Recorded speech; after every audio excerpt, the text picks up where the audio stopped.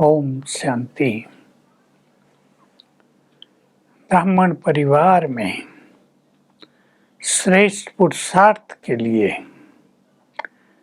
एक बहुत ही सुंदर तरीका है और वो है दुआएं देना और लेना। इससे पुरुषार्थ सरल हो जाता है, क्योंकि दूसरों की दुआएं जब मनुष्य को मिलती हैं, दुआएं अर्थात अच्छे वाइब्रेशंस मिलते हैं, स्नेह के वाइब्रेशंस मिलते हैं, बहुत शुभ भावनाओं के वाइब्रेशंस मिलते हैं, तो मनुष्य का मन जल्दी एकाग्र हो जाता है। अगर उसके पास कुछ भोगनाएं भी हैं शरीर की, तो वो भी सहज पूर्ण हो जाती हैं। इसलिए हमें सीखना है, सबकी दुआएं लेनी हैं। कैसे लेंगे? बाबा ने दो बहुत सुंदर चीज कही। जो सबकी दुआएं लेते हैं वो सदा संतुष्ट रहते हैं, उनकी निशानी है। और जो सदा संतुष्ट रहते हैं, उनकी निशानी है वो डबल लाइट। और तीसरी भी सुंदर बात थी कि जो दुआएं जितने ज्यादा आत्माओं की लेते हैं और जितनों को संतुष्ट करते हैं, वो उतने ही बड़े राजा बनते हैं। यानी वो सब मन से उनको अपना राजा महाराजा स्वीकार कर लेते हैं। बाबा की मुरलियों से ये भी गुह्य रहस्य समझ में आ गया कि जो आपको दिल से अपना राजा स्वीकार करते हैं, आप उनके ही राजा बनते हैं। ये नहीं जितनी आपने सेवा की, जितनों को ज्ञान दिया, उनके राजा आप बनेंगे, ये सदा पॉसिबल नहीं है। वो कहीं ना कहीं आपसे जुड़े अवश्य रहेंगे। और जिनको आपने ज्ञान दिया, जिनको आपने भगवान से मिलाया, वो आपको दुआएं अवश्य देंगे। लेकिन एक बहुत सुंदर सब्जेक्ट है दुआएं देना लेना। देना हमारे हाथ में है। एक बात की और प्रैक्टिस करेंगे। बाबा ने बहुत अच्छी बात बताई थी, किसी के प्रश्न का उत्तर दिया था, कोई तुम्हें एक बद्दुआ देता है, तुम उसे 10 दुआएं दे दो, उसकी बद्दुआओं का असर समाप्त हो जाएगा। समाज में कई लोग दूसरों की बद्दुआओं से डरते हैं। किसी ने गुस्सा होकर, क्रोधित होकर, बुरी भावनाओं से जोर से कह दिया तुम्हारे परिवार का सत्यानाश होगा, अब घबरा जाते हैं, किसी की लग न जाए। तुरंत 10 दुआएं दे दो, तुम्हारा परिवार सुखी रहे, तुम्हारे परिवार का कल्याण हो, तुम भी सदा निरोग रहो, सुखी रहो, हमारा परिवार सुखी रहेगा, हमारे परिवार का कल्याण रहेगा, हमारा परिवार निर्विघ्न रहेगा, तुम सदा श्रेष्ठ बनो, सुखी रहो। तो देखो उसका असर ही समाप्त हो जाएगा। अगर उसकी बद्दुआओं के वाइब्रेशंस आ भी रहे हों, तो वो हमारी दुआओं के वाइब्रेशन से कट के समाप्त हो जाएंगे। ये अभ्यास बाबा ने बहुत अच्छा सिखाया। हमें अपने जीवन को ऐसा जीना है, ऐसा व्यवहार रखना है, ऐसे मुख से बोल बोलने हैं कि दूसरे लोग हमें दुआएं ही दें। आपने कहावत सुनी होगी, किसी के जाने से लोग खुश होते हैं, किसी के आने से। बात तो स्पष्ट है, मुझे इसका व्याख्या करने की जरूरत नहीं है। किसी व्यक्ति को हम बार बार अपने पास बुलाना चाहते हैं और किसी के लिए सोचते हैं ये कभी आए ही नहीं तो अच्छा है, ये दूर ही रहे तो अच्छा है। सब इसके अनुभवी हैं। हम दूसरों से तो ये चाहते हैं, परंतु अपने को भी तो टटोलें।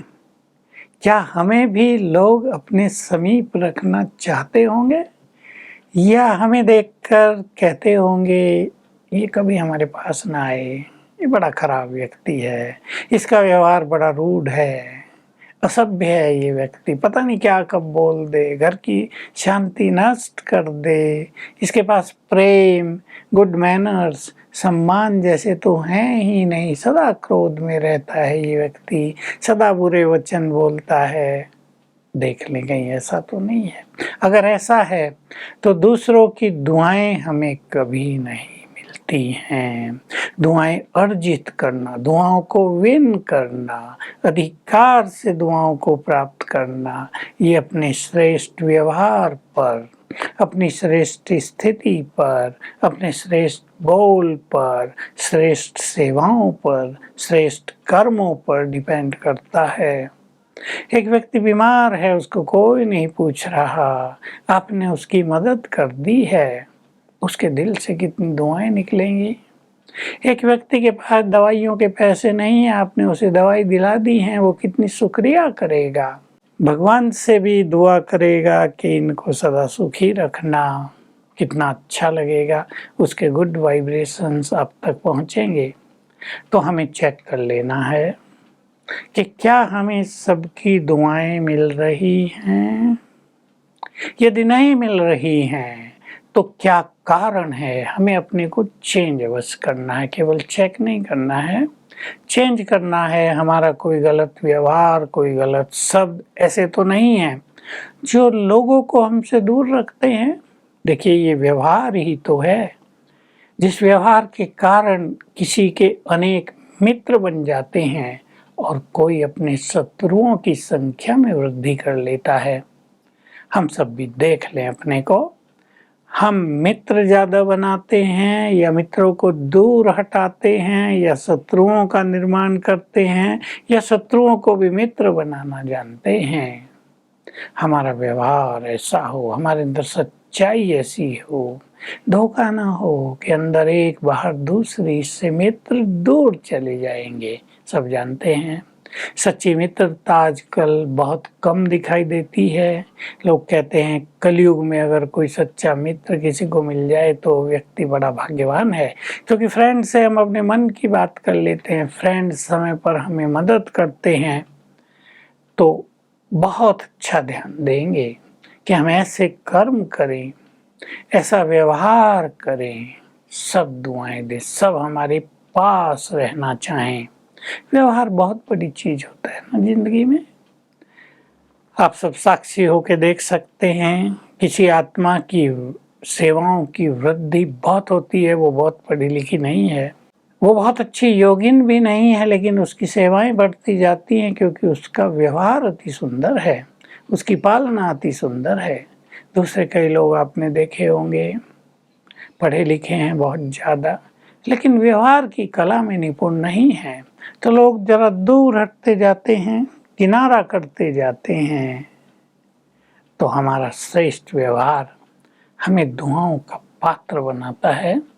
दुआएं लें तो सब संतुष्ट भी रहेंगे, दुआएं दें भी।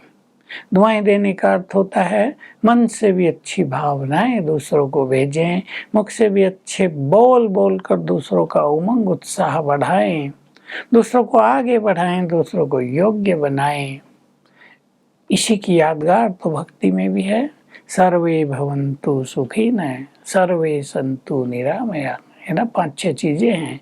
कोई लोग वहाँ बोलते हैं, कुछ अलग अलग अवसरों पर लोग बोलते हैं, सबका जीवन निर्विघ्न हो, सबका कल्याण हो, सबके घरों में शांति हो, सबके घरों में प्रेम हो। हम विश्व को ये दुआएं भी दिया करें रोज, इसके वाइब्रेशन संसार तक पहुंचते रहेंगे।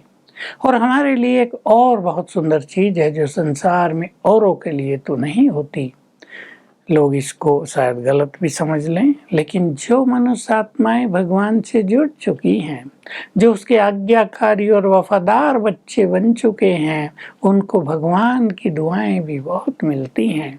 रोज सवेरे जब ऐसी आत्माएं योग युक्त होती हैं तो गॉड्स ब्लेसिंग्स उनको प्राप्त होती हैं, उनका जीवन सरल हो जाता है, उनका मार्ग सरल हो जाता है, उनका पुरुषार्थ सरल हो जाता है, मन एकाग्र होने लगता है, वो पुण्य कर्मों में प्रवृत्त हो जाते हैं और इससे भविष्य भी बहुत सुंदर हो जाता है। तो हम भगवान की दुआएं प्राप्त करें, इससे पहले हम सबको दुआएं दें, क्योंकि हम भी तो भगवान के बच्चे हैं। ओम शांति।